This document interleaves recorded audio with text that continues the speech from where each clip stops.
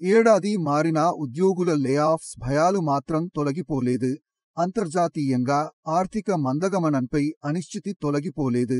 వడ్డీ రేట్ల పెంపు భయాలు పోలేదు. ద్రవ్యోల్బణం తగ్గలేదు. వెరసి టెక్ కంపెనీలు ఉద్యోగుల్ని తొలగించడం ఆపట్లేదు. గత రెండేళ్లు కూడా పెద్ద ఐటీ సంస్థలు ఉద్యోగుల్ని భారీ సంఖ్యలో తొలగించాయి. నిరుడు ఆఖర్లో తగ్గినట్లే కనిపించినా ఇప్పుడు మళ్లీ కొత్త సంవత్సరంలో లేఆఫ్స్ రౌండ్స్ మొదలెట్టేశాయి. వీటిల్లో గూగుల్, అమెజాన్ వంటివి దిగ్గజాలు ఉన్నాయి. టెక్ దిగ్గజం గూగుల్, ఈ కామర్స్ సంస్థ అమెజాన్ వంటివి ఈ ఏడాదిలో జనవరిలోనే ఇప్పటివరకు 7,500 మందికి పైగా ఉద్యోగుల్ని తొలగించినట్లు తెలుస్తోంది. ఇదే సమయంలో గూగుల్ సీఈఓ సుందర్ పిచాయ్ ఉద్యోగులకు మరోసారి వార్నింగ్ ఇచ్చారు. మరిన్ని లేఆఫ్స్ ఉంటాయని హెచ్చరించారు.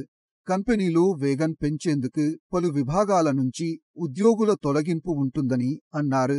అయితే గతేడాది స్థాయిలో ఉండకపోవచ్చని మాత్రం చెప్పారు.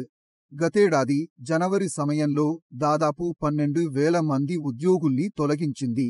గూగుల్ టెక్ కంపెనీలన్నీ ఆర్టిఫిషియల్ ఇంటెలిజెన్స్పై దృష్టి సారించేందుకు, దాంట్లో విస్తృతంగా పెట్టుబడులు పెట్టేందుకు ఖర్చుల్ని తగ్గించుకోవడంలో భాగంగా ఉద్యోగుల్ని తగ్గించుకుంటున్నాయి. రానున్న రోజుల్లో ఈ ఉద్యోగాల కోత ఇంకా పెరిగే అవకాశం ఉండనున్నట్లు తెలుస్తోంది.